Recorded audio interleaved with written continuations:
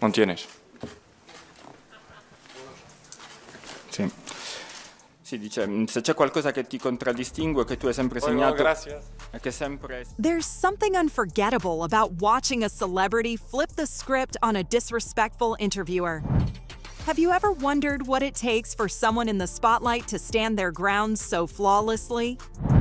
Before we jump into these unforgettable moments, make sure to like this video and subscribe to the channel. You won't want to miss how these celebrities handle disrespectful interviewers with sharp wit and epic comebacks. Matthew McConaughey and Joy Behar, a tense exchange. Matthew McConaughey is no stranger to handling tough conversations with charm and wit, but even the coolest stars have their limits. During an interview with Joy Behar, things took an awkward turn when Behar decided to interrupt him mid-discussion about his support for tennis champion Novak Djokovic. McConaughey was sharing a heartfelt moment about sitting with Djokovic's family during a match, only to have Behar cut in with a jab aimed at his friend. The insult came out of nowhere and shifted the mood instantly. I will always measure what category I can be most useful. Let me go through. Do you think this you could get elected in Texas being anti-gun? Do I think I could get elected in Texas being anti-gun? What made the exchange even more uncomfortable was what followed. Behar shifted gears to press McConaughey about his potential political aspirations, bringing up the touchy topic of gun control. The way she framed her question, asking if he could ever hope to be elected in Texas with an anti-gun stance, felt less like genuine curiosity and more like a trap. McConaughey, known for his thoughtful approach to conversations, visibly bristled at the line of questioning. Being anti-gun. One thing about if me in politics is to give you a direct statement right there is be playing a game that I'm not interested in playing. Okay, give you a direct statement right there. Instead of giving a simple soundbite, McConaughey pushed back, explaining that he wasn't interested in playing the game of politics. His frustration was hard to miss, and his tone made it clear he was done entertaining questions that seemed more about provoking headlines than fostering meaningful dialogue. The tension was palpable, and McConaughey's response highlighted a deeper issue many public figures face: being boxed into corners with leading or disrespectful questions. For someone like McConaughey, who values authenticity and nuance, this exchange felt like a test of patience. It was a rare moment where his cool exterior cracked, reminding everyone watching that even the most composed celebrities have boundaries they're unwilling to let others cross. Tom Cruise's no-nonsense reaction. Tom Cruise has always been one of those stars who keeps a firm grip on his personal life, but there was a moment during an interview when he had to make his boundaries crystal clear. The interviewer, perhaps trying to dig for a headline, veered into sensitive territory, asking prying questions about Cruise's divorce from Nicole Kidman. It was a deeply personal topic, and the way the questions were framed made the situation feel invasive and uncomfortable. Would you like Nicole to remarry? Yes. I want Nicole to be happy. That's what I want. And do you have a relationship where you talk, it's a parenting relationship, and talk professionally about each other's work? The first question, whether Nicole was the love of his life, might have seemed harmless at first glance. But the tone and timing struck a nerve. Cruise's response was measured but firm. He dodged the trap by emphasizing that they had raised children together, subtly pointing out that such matters deserved more respect than tabloid-style prodding. The interviewer, however, didn't pick up on the warning. Instead, he pushed further, asking if Cruise and Kidman maintained a parenting relationship. That's when Cruise drew the line. Here's the thing, Peter. Yeah. You're stepping over a line now. You're stepping over a line. You know you are. I suppose they're questions Peter, that people want to know. Peter, you want to know. Take responsibility for what you want to know. Don't say what other people. This is a conversation that I'm having with you. Without raising his voice, Cruise told the interviewer he was crossing a boundary. "Here's the thing, Peter," he said, his tone sharp enough to cut through the room. "You're stepping over a line now." He didn't just deflect. He turned the focus back on the interviewer, calling out the attempt to frame the question as something the public supposedly wanted to know. Cruz's calm yet commanding demeanor reminded everyone that no matter how public your life may be, there are limits to what others have a right to pry into. It was a moment that showcased both his professionalism and his humanity. Lindsay Lohan's tearful defense of David Letterman. Now here's what May 2nd. I was under the May 2nd. Yes. Lindsay Lohan's appearance on David Letterman's show should have been a routine interview to promote her upcoming movie, but it turned into one of the most uncomfortable moments of her career. Letterman, known for his sharp humor, crossed a line by turning the conversation away from her work and zeroing in on her personal and legal troubles. From the moment he asked her, "Aren't you supposed to be in rehab?" it was clear this wasn't going to be an ordinary chat. Rehab. 3 months. How many times have you been in rehab? Several. And how will this time be different? What are they rehabbing, first of all? What is on their list? What are they going to work on when you walk through the door? We didn't discuss this in the pre-interview. No, but it'll be 3 months and Lohan tried her best to stay professional, laughing nervously and attempting to steer the conversation back to her film. But Letterman kept pushing, firing off questions about how many times she had been to rehab and what issues she was supposed to be fixing. The persistence of his jokes, disguised as questions, became relentless. You could see her trying to maintain composure, but her voice wavered and her eyes betrayed her growing discomfort. It was like watching someone try to tread water in a storm. At one point, Lohan reminded Letterman that they hadn't discussed this in the pre-interview, trying to gently call out the ambush. But it didn't stop him. Instead, he continued to joke about her situation, even when she explicitly asked to stay on the positive. The moment reached a breaking point when she was visibly on the verge of tears, trying desperately to keep the interview on track while also shielding herself from further humiliation. This interview was a glaring example of how celebrities, despite their fame, are often treated as public property. Lohan's vulnerability was on full display, showing how these situations can strip away a person's dignity in real time. It wasn't just awkward, it was heartbreaking, and it left a lasting impact on how we view such humor in interviews. Jonah Hill and the fat jokes. Jonah, do you think it's important to be unattractive to be funny? Can skinny people be funny? I don't think it has to do with like anything besides just being funny and like being yourself, you know? Like Jonah Hill has spent much of his career proving himself as one of Hollywood's most versatile actors. But for some reason, his weight has often overshadowed his talent in interviews. Time and again, interviewers have brought up his appearance in ways that range from thoughtless to downright disrespectful. Instead of focusing on his performances, they've asked him whether being unattractive helps him be funny, or if he's still the fat guy in Hollywood. How's it going? Hi, how's it going? It's great to be here. Gotta say, guys, really enjoyed the film. Thank you, I'm glad you liked it. What is the question that you're most sick of today? Probably like... What does it mean to be super bad? Yeah, what does it mean to be super bad? Or like, what was your high school experience? Hill, however, has consistently handled these situations with a level of wit and composure that leaves the interviewers fumbling. In one instance, after being asked if it was important to be unattractive to succeed in comedy, he responded with a dry but pointed remark. Can you ask a smart question? It wasn't just a clever comeback. It was a subtle reminder that his worth as an actor had nothing to do with his looks.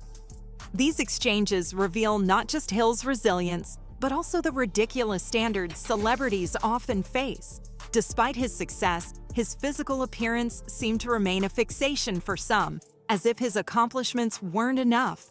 By refusing to be reduced to stereotypes or labels, Hill not only defends himself but also sends a message about respecting people for who they are, not how they look. His responses show strength, self-awareness, and a refusal to let anyone diminish his value. Christina Hendricks and the Full Figure label. You have been an inspiration as a full-figured woman. What is the most inspiring story that you can remember where you've inspired someone? I don't know. I don't know. I'm sorry. Christina Hendricks, celebrated for her role in Mad Men, has always been a symbol of confidence and grace. But during one particularly awkward interview, she found herself facing a label she didn't appreciate: full-figured inspiration. The interviewer's comment was framed as a compliment, but it came off as patronizing, reducing Hendricks to her body rather than focusing on her talent or achievements. At first, Hendricks tried to deflect the comment gracefully. She paused, visibly uncomfortable, and stumbled slightly as she searched for the right words. It was clear she was trying to maintain professionalism while navigating an unexpected and awkward moment. The interviewer, however, doubled down, repeating the term full-figured, as though it were the defining feature of her identity. This time, Hendricks didn't hold back. Firm but composed, she stopped the interviewer and pointed out how inappropriate and reductive the remark was. Her response wasn't angry or aggressive, it was assertive, the kind of reaction that made people take notice. She made it clear that constantly bringing up her body rather than her work was not just disrespectful, but also unnecessary. Pregnant. If you're not pregnant, then we should. My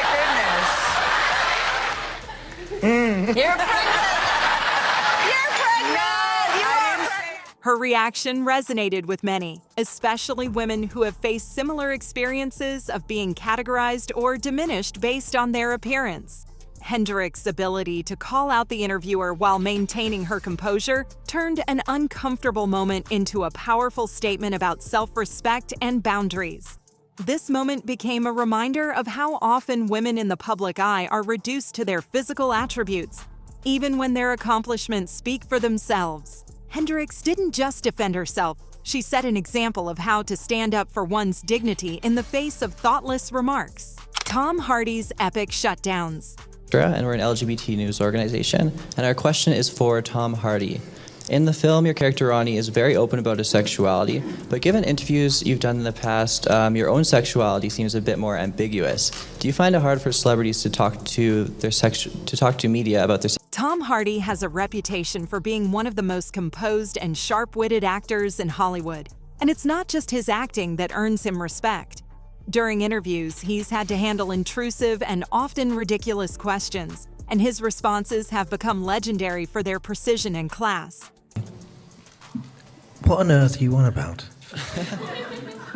One memorable instance came during a press conference when a reporter asked Hardy about his sexuality, framing it as a broader question about celebrities discussing their personal lives. Hardy's expression said it all. Confusion mixed with irritation. Without missing a beat, he asked, "What on earth are you on about?" The reporter, clearly flustered, tried to clarify, only for Hardy to cut him off with a calm but pointed, "Why?" It wasn't just a refusal to answer. It was a moment that highlighted how unnecessary and inappropriate the question was in the first place. Anne Hathaway and the Catwoman fitness obsession. You are in phenomenal shape. Thank you. You're very gracious. You're always in great shape, but you had to make sure you were in perfect shape for this one, didn't you? It wasn't about being in perfect shape, it was about being able to do the stunts and the fighting perfectly. Anne Hathaway's portrayal of Catwoman in The Dark Knight Rises was a standout performance, but you wouldn't know it from one particular interview where the focus stayed stubbornly on her fitness routine. The interviewer seemed fixated on how she managed to fit into the iconic catsuit, asking question after question about her diet, workouts, and the so-called feline fitness regime. Hathaway handled the initial questions with professionalism, offering generic answers about staying healthy and being prepared for the physical demands of the role.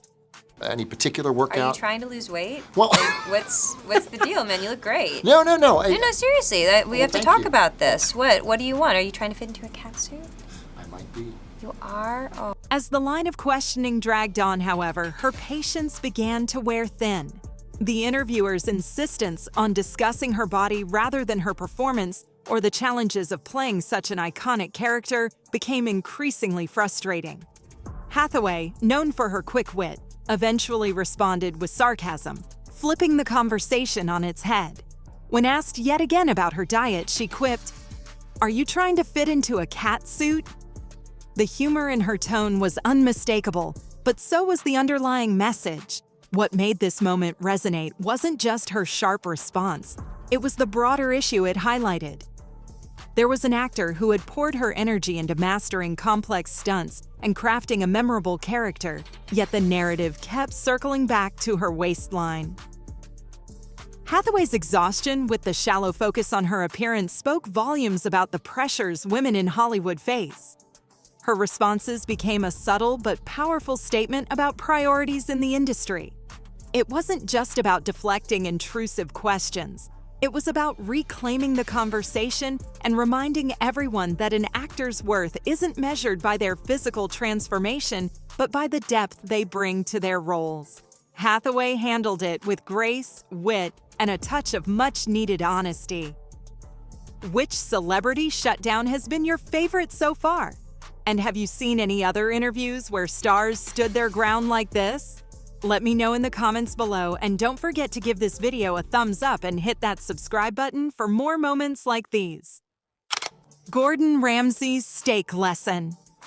It's really weird for you to give me a piece of paper, and when you say, am I satisfied that it's a good steak, you have to be a little bit more honest with me on that one. What are you trying to get at? Gordon Ramsay is known for his sharp tongue and unrelenting standards. So it's no surprise that when a journalist attempted to ambush him over a photo of an allegedly subpar steak, things didn't go as planned. The journalist handed him the photo and asked if he was satisfied with the dish, clearly hoping to catch him off guard. Ramsay, however, was quick to turn the tables. But how sad is this, that you asked for a steak to be cooked well done, okay? Now, whatever quality of beef it is, it's gone past any form of taste when you've cooked it well done. He began by calmly addressing the situation and asking the journalist to clarify their expectations. Then, in classic Ramsay style, he delivered an unfiltered masterclass on steak preparation. The steak in question had been ordered well done, and Ramsay didn't hold back in explaining why that decision was the real issue. "When you cook a steak well done," he said, "you've taken it past any form of taste. It doesn't matter how good the beef is, you've destroyed its quality." Michael B. Jordan confronts a bully from the past. We know each other. We go way back all the way to Chad Science in Newark, okay? The corny kid, right? No, I did not say that. Misquoted for sure. Michael B. Jordan had a moment of quiet vindication during an interview when he came face to face with a reporter who had bullied him in school. The interviewer tried to make the exchange lighthearted by reminiscing about their shared past, saying, "We go way back, all the way to Chad Science in Newark." But instead of brushing it off, Jordan seized the opportunity to set the record straight. "Oh yeah," he replied with a knowing smile. "You called me corny back then, right?" No, you did not hear me say corny. I said we used to make fun of the name. But yeah, he is obviously... The room's energy shifted instantly.